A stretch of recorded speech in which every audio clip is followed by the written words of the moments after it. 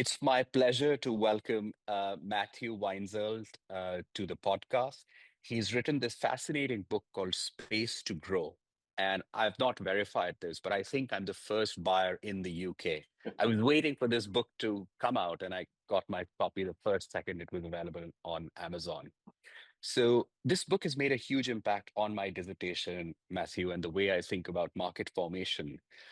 Most people get into space through different ways. There's awe, there's wonder. I did a bit of work when I was at Microsoft in space, but you got into it through tax theory.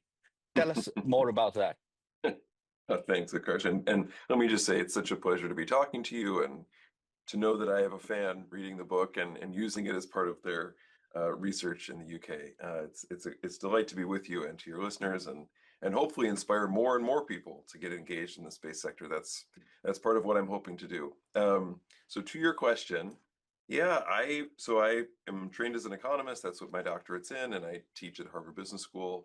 And I've been here now for 18 years. And for the first 8 or so of those years, I taught courses on economic policy, as an economist might. And one of the courses that I developed is called The Role of Government in Market Economies. And so it's all about the role of government in market economies. And as I was teaching that course, um, I noticed these changes happening in the space sector, in particular on exactly that dimension, the relationship between, say, NASA and private companies in the United States.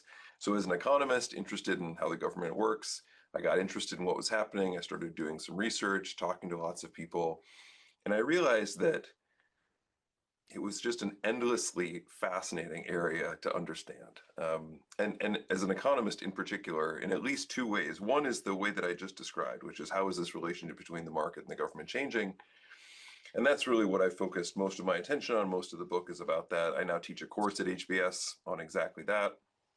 But there's a part that you sort of alluded to with my interest in tax theory that's a little deeper, a little more speculative, which is that I'm in a field in economics called optimal tax theory. And sort of, if you could start with a blank sheet of paper, what would you think about in terms of optimal policy? And that's a field that likes to think very big about what society could be and what we're trying to do.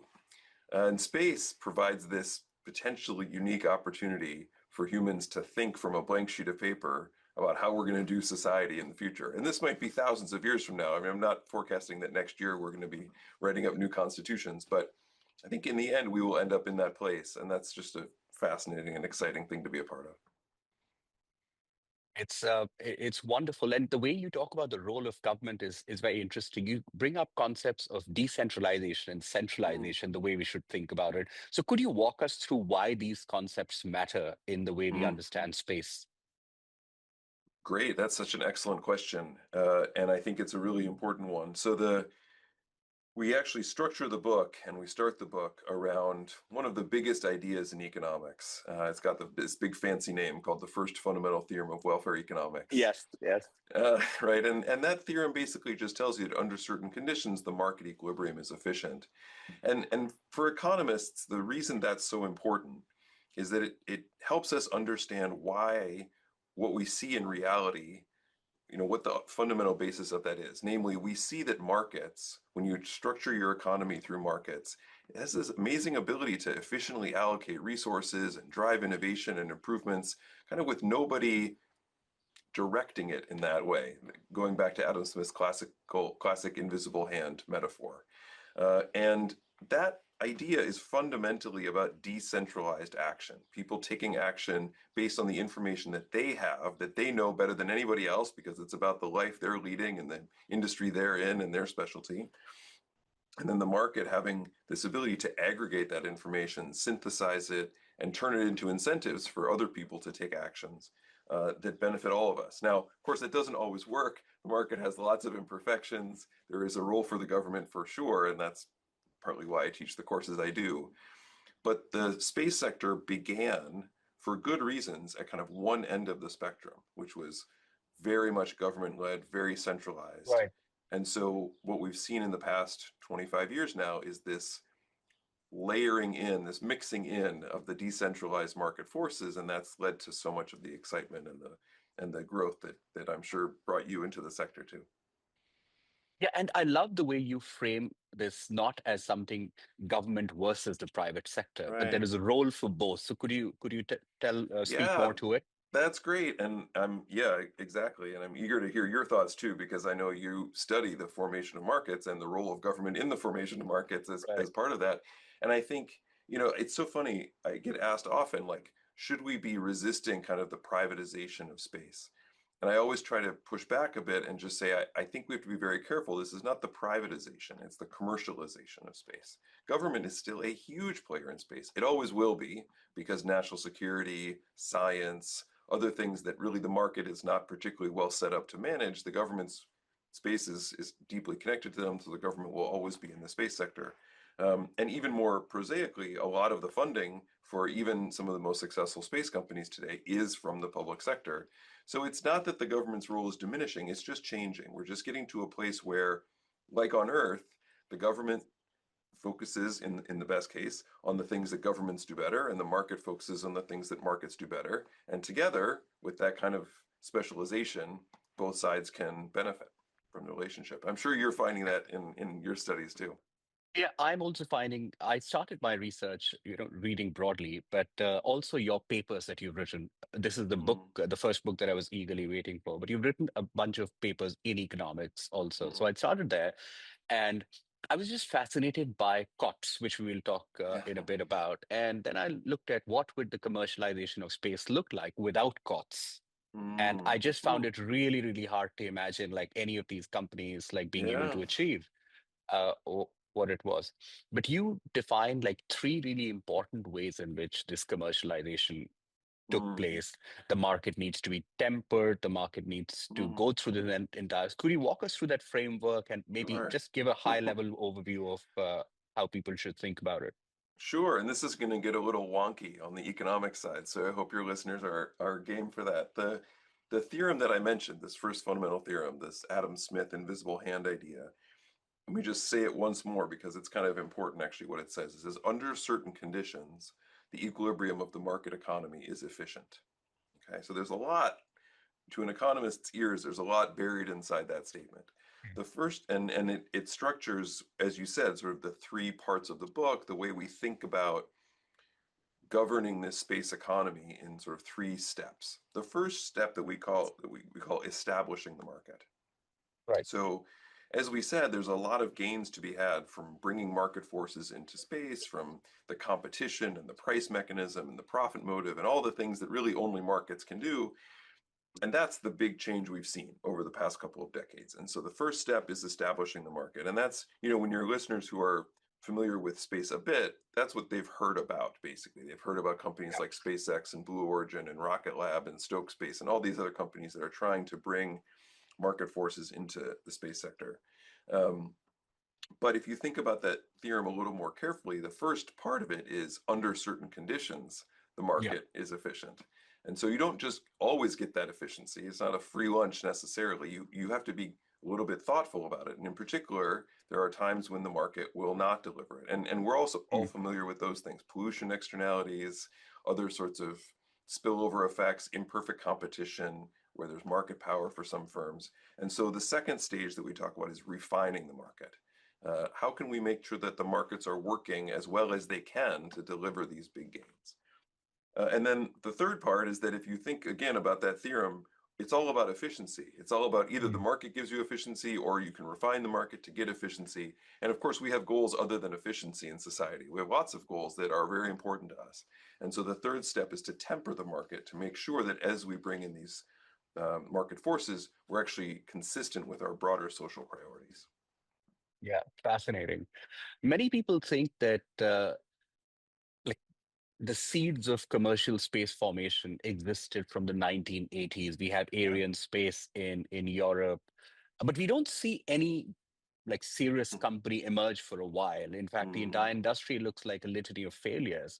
mm. Why was that? Why did commercialization take so much time, even in the US? Well, I would love to get your thoughts on this too, given that you are a doctoral, you're a doctoral candidate on exactly this kind of topic, market formation. So you tell me what you think after I give you my first thoughts. I think it's a great question because often when I'm speaking with folks who are a bit more familiar with the sector, someone will raise their hand and they'll say, well, right, but commercial telecommunications was already an industry in the 80s and the Mm, 90s. And in fact, it did quite well. And Ariane Spas, built a whole business on launching commercial satellites in that sense. So is this really something new?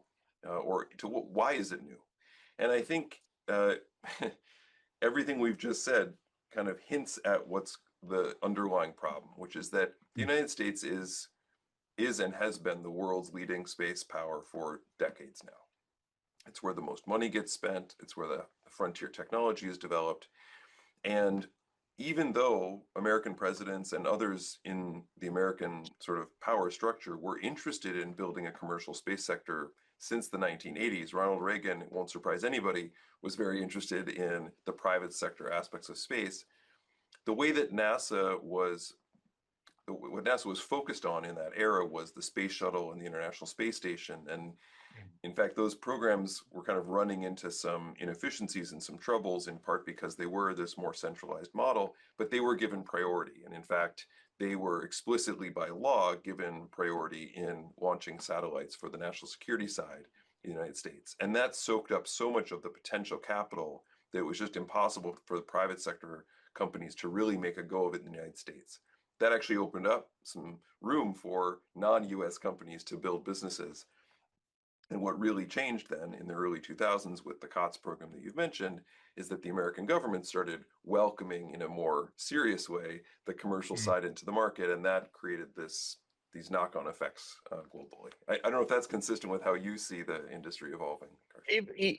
Even I found it like it's consistent with what you just said. And Ariana Spas and other companies that tried to come up in other parts of the world, they often lacked either the freedom to fully grow because Ariana Spas is not a traditional company in the strictest sense. And in the US, we did have private sector players like Boeing, Lockheed Martin, and the others who were doing important work, but their incentives, as you mentioned in the book, were not aligned for innovation, if I can say Mm, that.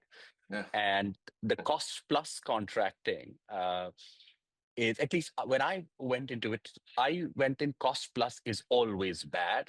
And when I read your book, you sort of changed my mind on that. That there was Okay. a reason why it existed, and Yeah. there was a reason why it became, unviable after a while. Because to me, as an entrepreneur turned doctoral student, I found it just weird. Why would anyone agree to do a cost plus?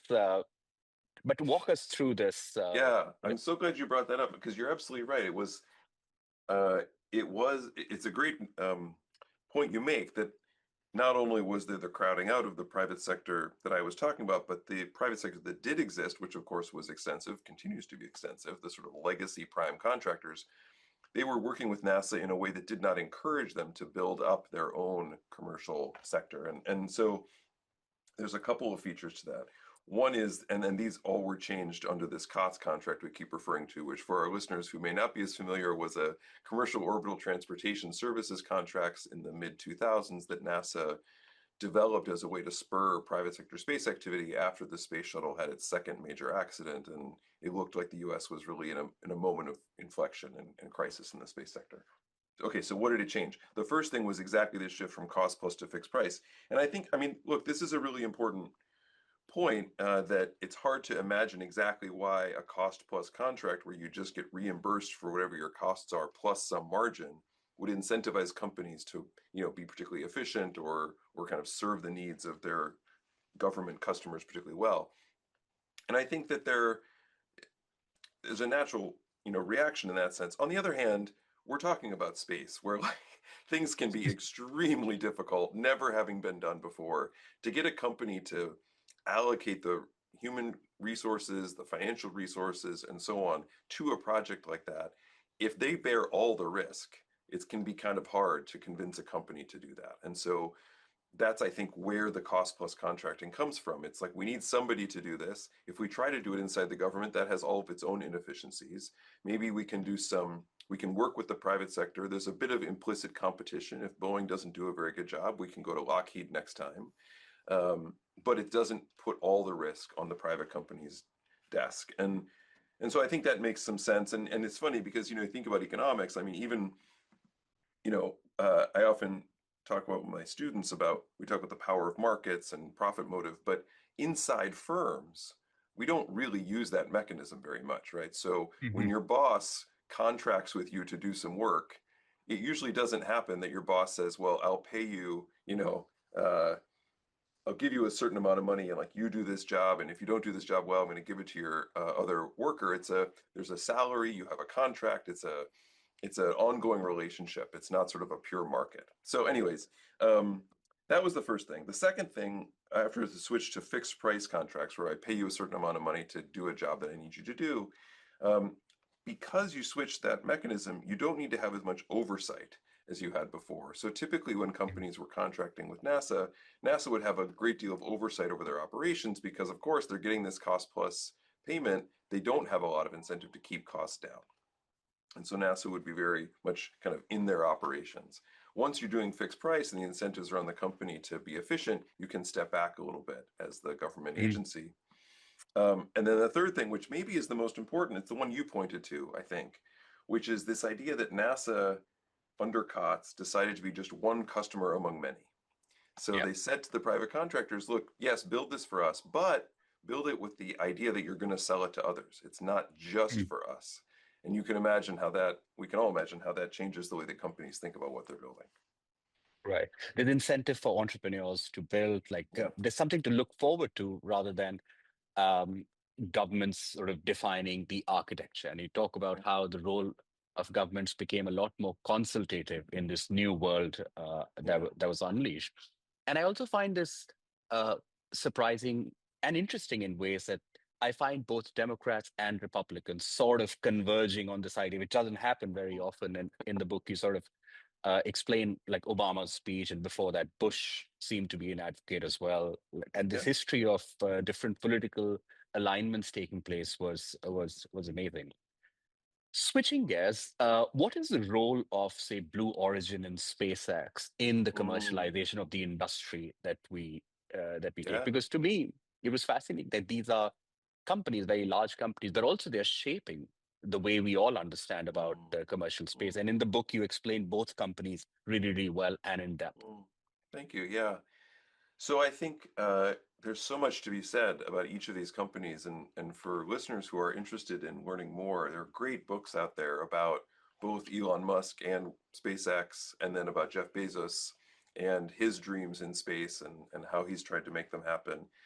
And I guess I would say maybe a few things about them. So if we just step back a little bit to the fact that these are both, you might think almost, is it an accident of history? Is it just kismet? Like, what is it that the two wealthiest entrepreneurs on the planet are also this interested in space? It's an interesting question of sort of Mm. historic history. And of course, they both grew up in an era where space was quite salient. And in fact, Bezos talks about being inspired even at the age of 5 by when he saw the moon landing. And he was clearly obsessed with space from that time onward, if you read his biography. And so I think when both of them had the resources and the platform to think about something that would really make a major difference for humanity, space Mhm. came to their mind quickly. And they get a lot of criticism about not being more philanthropic in sort of conventional ways. And they're both complicated people. I don't want to be an apologist for either of them.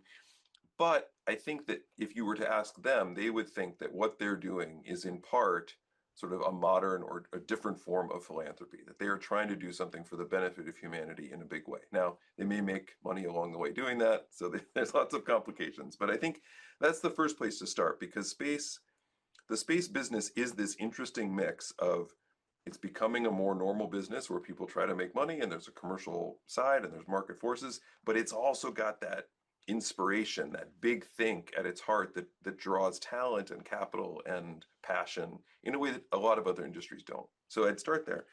So how did they actually make a difference, right? It's nice to think you want to make a difference. What did they actually do? And to your question, how did it open up the sector?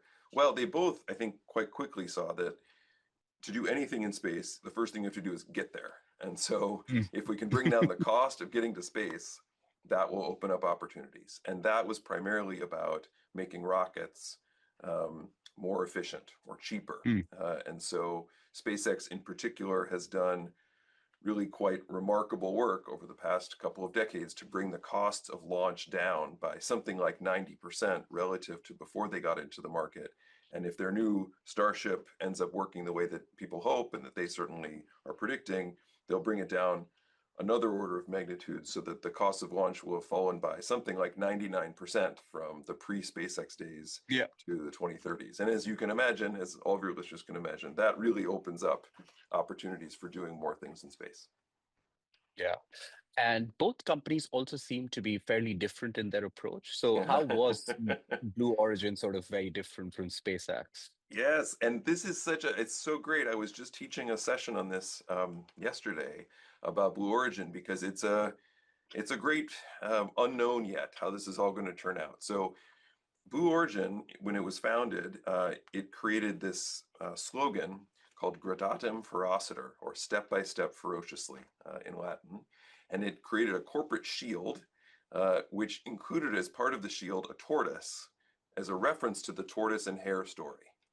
Mm. And that is essentially the polar opposite approach to SpaceX, which has always Yeah. had the move fast, break things, fail and learn, iterate, go, go, go mentality that is familiar from sort of startup and entrepreneurial culture. And so in some ways they are a bit of the tortoise and the hare, and we of course we know how the tortoise and hare race works out, and it's not clear whether that will be how the space version of it works out or not.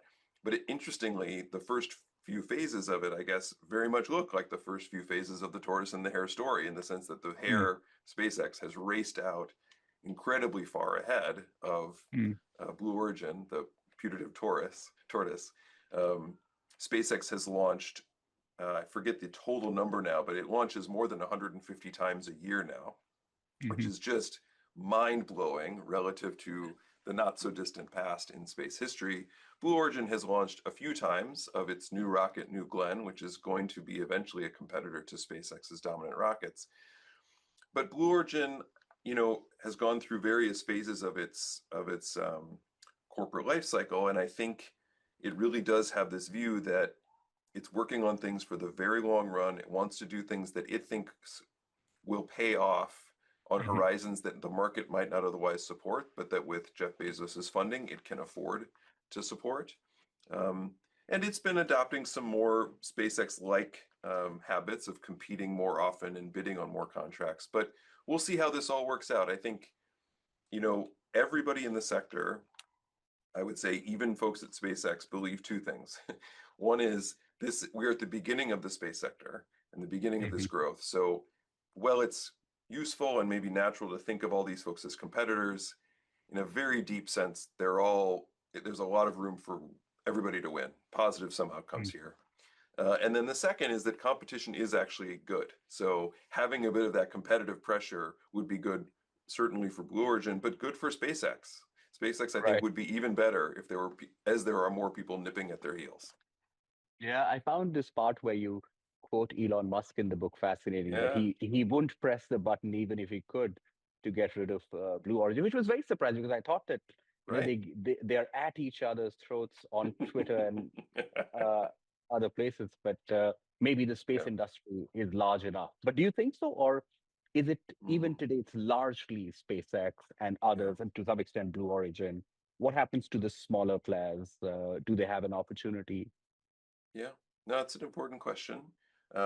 Because if for the listeners who aren't as familiar with this, SpaceX truly is a dominant force in the space sector. So Right. there are many, many space companies, hundreds of startups, and lots of people in the action, and they're the legacy players. But to an extent, nobody, I think, would have ever predicted, even maybe the most optimistic SpaceX folks, it has come to dominate space in the sense that something like 90% of all the mass launched off the surface of Earth in a given year now goes up on a SpaceX rocket. I mean, just like Hmm. astonishing figures. And so, is there room for others? I think this is, again, a dynamic story. In the long Mm. run, absolutely. Like in the long run, I can't imagine a scenario in which the space sector isn't just like any other high-tech sector where there's so much Right. dynamism, there's so much innovation that there will be lots of players. In Mm, the short run, I will say that you hear kind of mixed messages from the industry. So on the mm, one hand, so many startups would never have existed without SpaceX, both because of the decreases that it caused, but also because it trained many of them. SpaceX is the home of many of Space's latest founders, the sort of SpaceX almost academy in the sense of training right. entrepreneurs. Um, but, you know, on the other hand, I do hear that people are finding it a bit more difficult to work with SpaceX than they would like. That SpaceX, Mm, as often happens when you have a dominant market position and when you're looking at ways to grow your business, you know, more than two-thirds of SpaceX's launches actually carry its own Starlink satellites, not other people's payloads. And so its priorities are quite naturally inwardly focused about where growth is going to come from.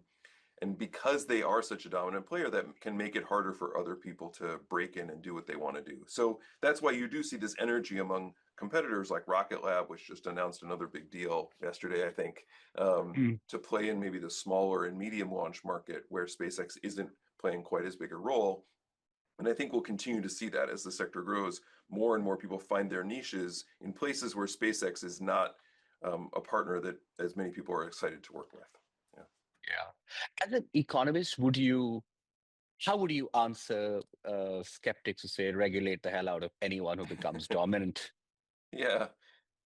Uh, it's really tricky in space too because we haven't talked about this at all, but the national security element is always there. Everything in Mm, space, there's a sort of a dual use version of just about anything in space, and space is inherently connected to national security, and SpaceX is also now a key player in the U.S. national security establishment. mm, And so that introduces all sorts of complications on both sides and of exactly the question you asked, which is we want, as an economist, you get very nervous about ex post, you know, after a company has done amazing things to acquire a dominant market position, of sort of coming down hard on the company because the whole point mm, of innovating and trying to create this kind of value is that you will have the reward on the other end for mhm, your investors, for your employees, etc.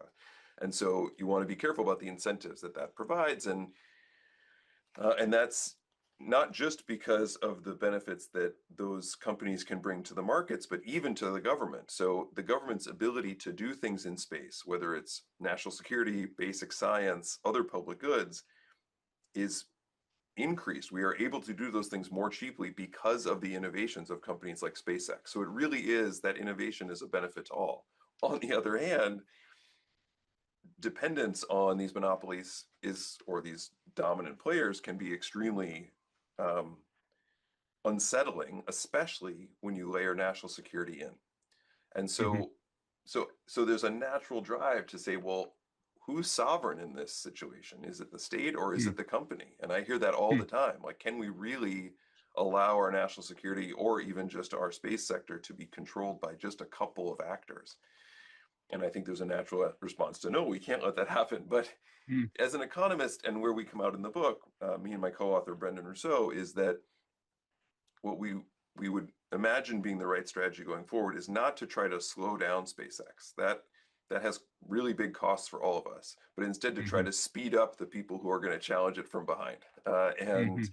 and I think that can be the kind of thing that accomplishes a good balance between those two forces.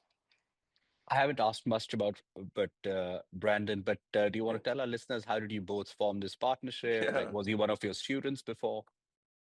Brendan's a remarkable guy. He also loves economics as I do, but he was a double major as an undergrad, I believe, in economics and astronomy. Okay. And when he was an undergrad, I had come to HBS just a couple years earlier.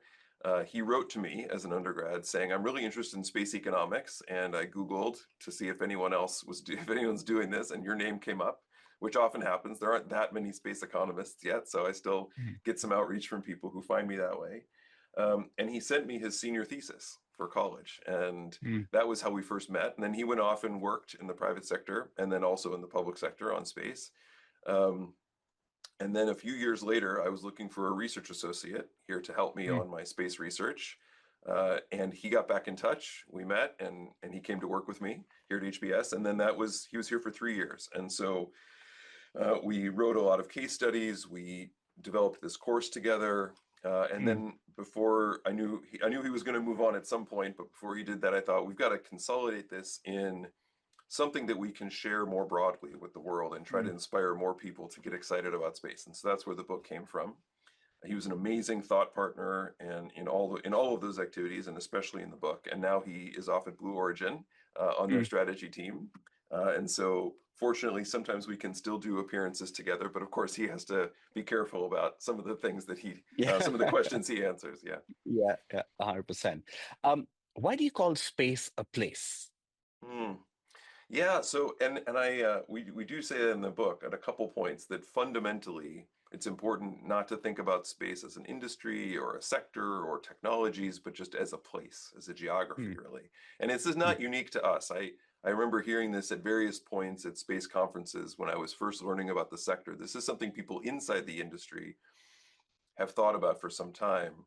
But if you think about Latin America or Europe or Southeast Asia. These are places we don't. Mm. Sometimes we talk about a Latin American economy, like we would talk about a space economy, but fundamentally they are places where humans are doing economic and other activities, and Mhm. we would like to have people think about space similarly. And the reason that's so powerful, I think, is a couple.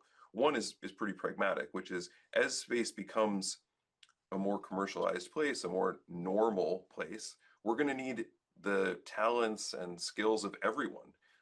Lawyers, accountants, communications Mm. people, real estate agents, like we're going to need Right, everybody, just like we do in every region on Earth. And so right.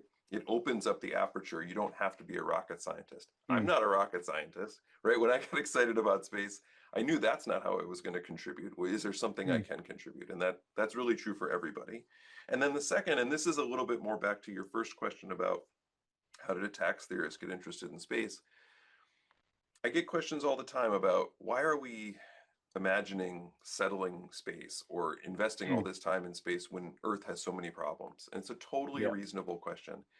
And one thing that I often try to communicate to people is that, and I teach this at HBS to our students, is that by looking at some of the challenges facing us in space, whether it's space debris or property rights or who's going to get to actually claim the benefit from some of these activities, those are exactly the questions we ask on Earth all the time. And it gives us a Mm. new way to ask these questions, a new domain in which to think about them. And it can actually be incredibly a powerful mechanism for confronting some of the things that it can be easy to sort of just take as given here in our terrestrial societies. Um, and so that's another reason why thinking of it as just another place is actually a pretty powerful thing to do. My background before my PhD, I did philosophy at Oxford. So this Oh, question wow. of should you invest There you in go. space at all is something that even philosophers have argued for a while, that it's not something like either or. Like Mm, there is philosophical rationale and there's utilitarian theory that looks at it one way, that's and great. then the ontological way to look at it. And I found Mm, references to this even in the book, the way you talk about the global commons, which we'll come to in a bit. But your picture of space is that, at least to me, it seems like of a space realist. You're much less, seem to be less excited about Mars colonization and the works, rather like let's connect it with real innovation. And then you present a few case studies of companies that were perhaps premature or trying to solve mm, things that were not in mm, place. So what have we learned about, if we just step back, about the kinds of innovations that have not worked, um, mm. and the kind of innovations that we can see going forward? This is Yeah. speculative, so please No, no, answer no. it the way you like. It's a super important question. And I will say I've benefited a lot from conversations with, of course, many people, but Brendan in particular on this. Mm. Um, because, and we've talked about this in a couple of our articles too. If you ask people what are the big opportunities in space, and it is really important to think in terms of different horizons. Mm. So some of the stuff that we've even talked about and that you hear about Mars settlement and these are they're way off in the distance and they're inspiring and I don't think we should get rid of them, but they are not, so to speak, the value we're delivering to people through space right now. And Mm. people want to understand like what is the return to investing our scarce resources in these activities. And it's right now, it's Mhm. not Mars settlement. What is it?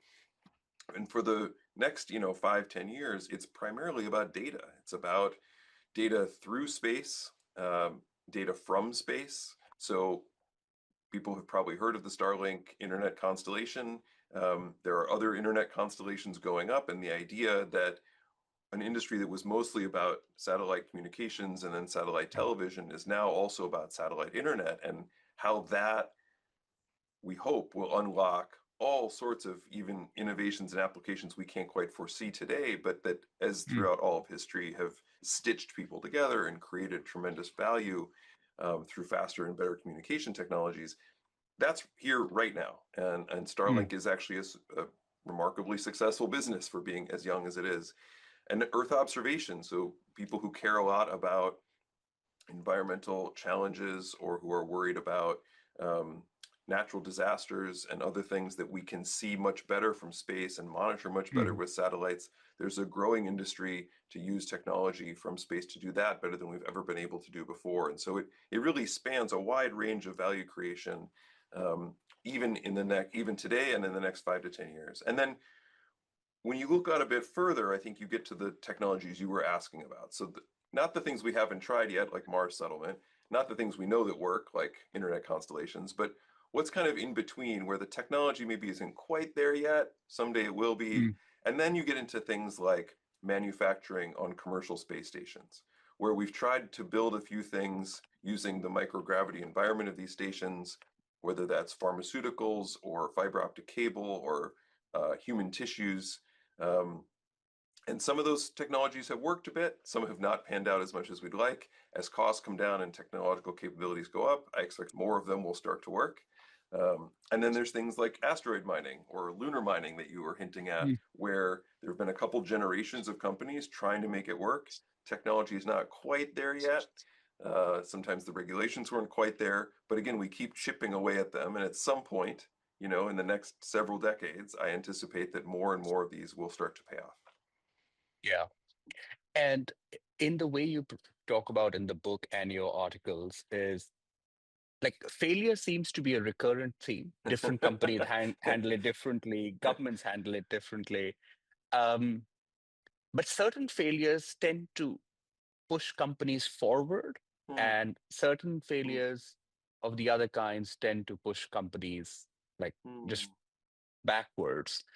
This is not the focus of your book, but hmm, do you want to speak a bit about failure and how, just hmm, like your broad reflection of failure in space, and what's a hmm. catastrophic failure, so to speak?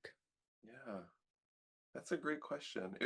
I have an idea, but I'm But curious let me give you more what prompted it. context. Yeah, tell me more. Yeah. I read this paper on legitimacy jolts, and the focus of that paper was Virgin Galactic and how Uh, why were there's like so many delays, and how did the industry legitimacy change because of multiple uh, failures of Virgin uh, Galactic.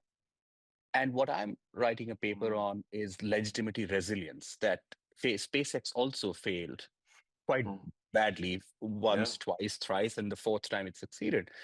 But its Mm, resilience seemed to grow with time. For some mm. reason, like people think of SpaceX differently. And at that time, Elon Musk, by billionaire standards, were not particularly rich. By Yeah, that's billionaire right. standards, Yeah, yeah. the PayPal money hadn't really come in. And then each failure was making him more of a target. But somehow the company made Mm, it out there. mm, And my hypothesis is that I think they were very open about their failures, and they were uh, able to pinpoint it and explain to the world that we failed because of this, and still there's a way forward, and the company needs to be run a certain way.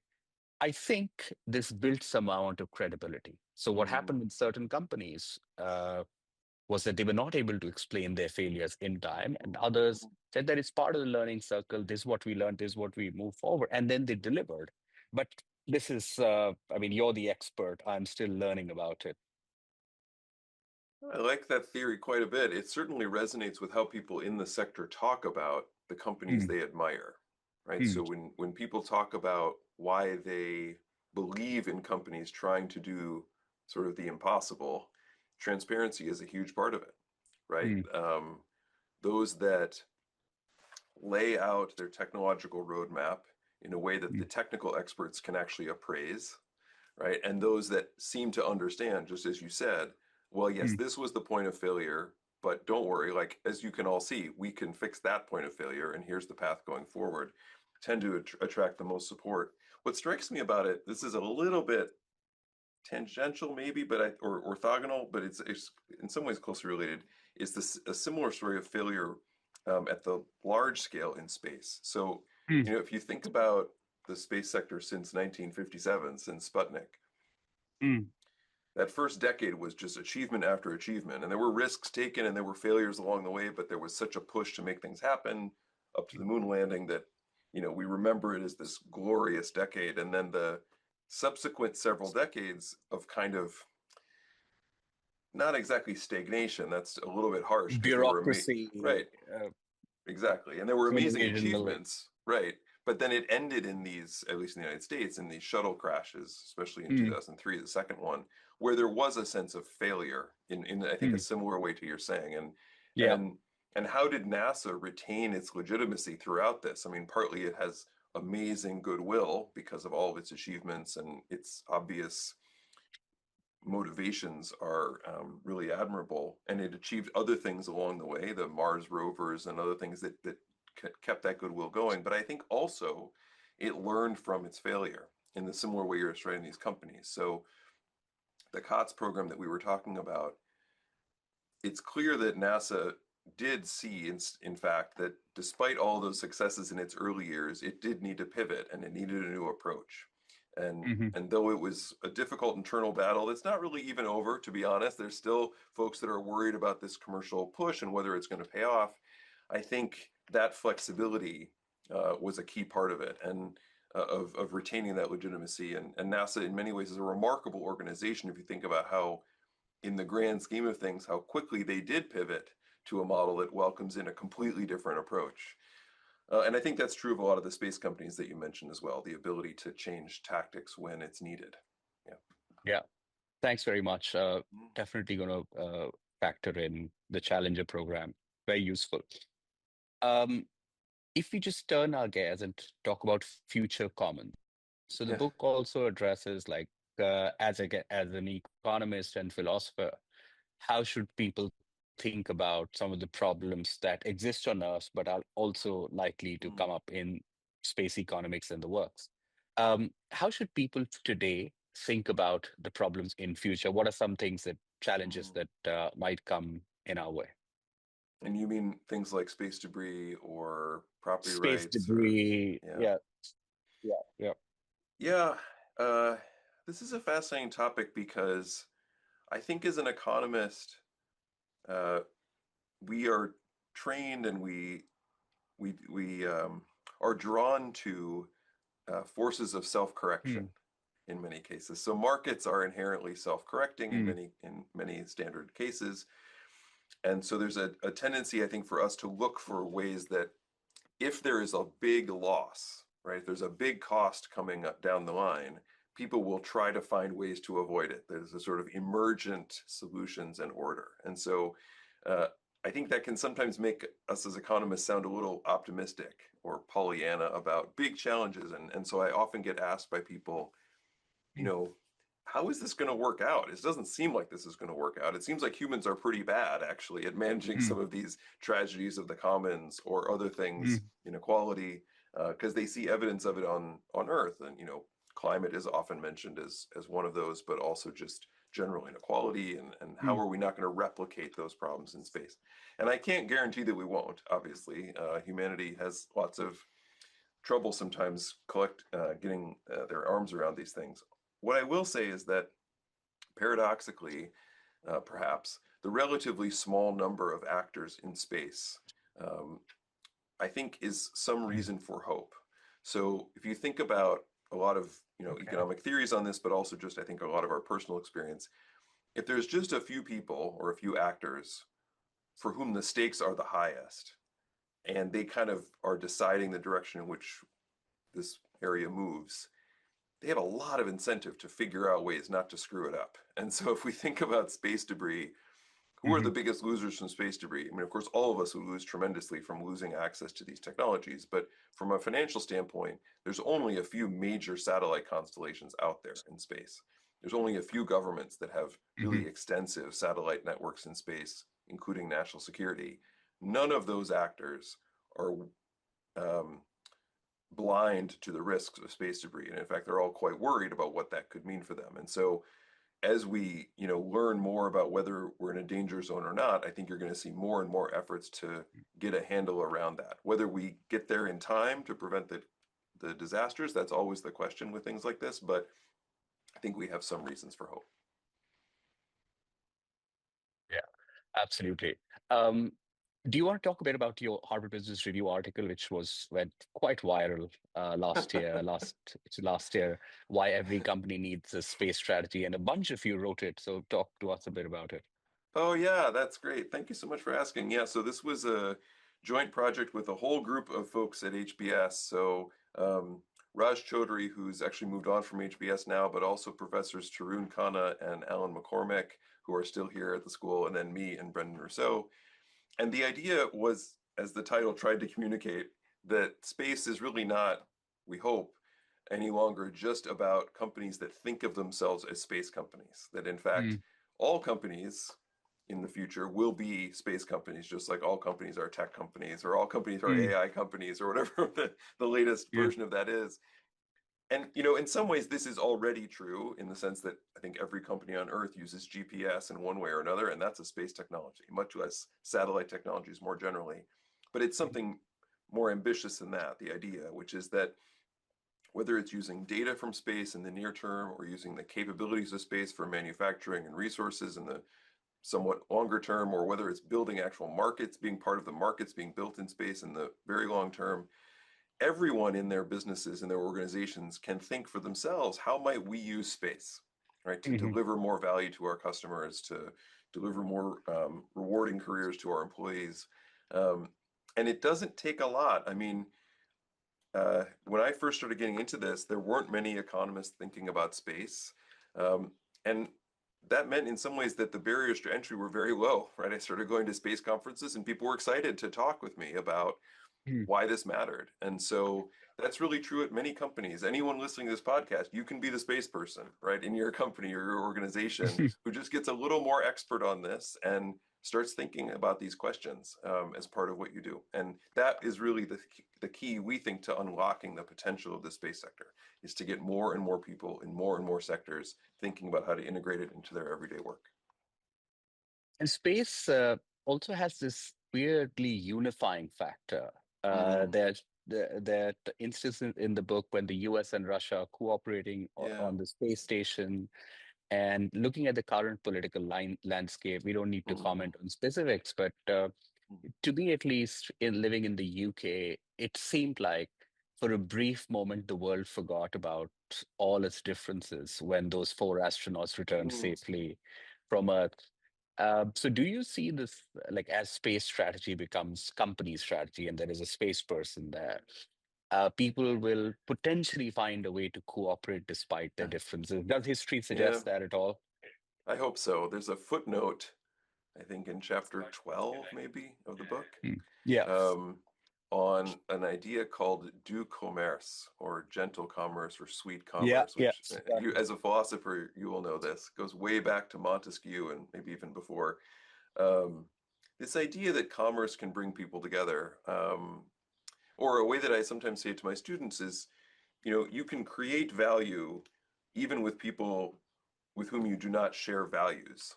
Yeah. And I think that is a way to think about some of our optimism and some of our hopes about what space will mean for the geopolitics of all this, Mm. for our ability to transcend some of our terrestrial divisions up there, which has always, of course, been core to the hopes of people interested in space, whether it's Star Trek or or more prosaically. And the idea there, it's not just that commerce helps you understand each other better, although that's true.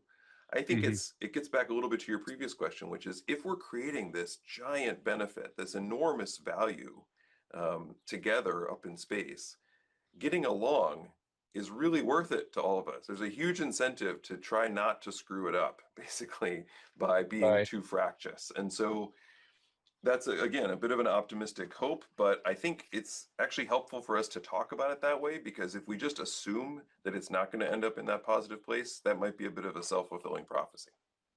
Yeah. And despite the fact that some people say that there is a new space race on and Hmm. China and India are Hmm. trying to move forward, I think it's good. This race is like the race for the best idea and perhaps the best business model. And as long as we can retain this collective optimism and gentle market principles, I think the world would be kinder. Yeah, I Uh, think that's such a good insight. I totally agree with you that yeah, I think that's exactly right. The competition itself, there's a version of it which is destructive and a version that's very constructive. And we should hope for the latter and work for it. Yeah.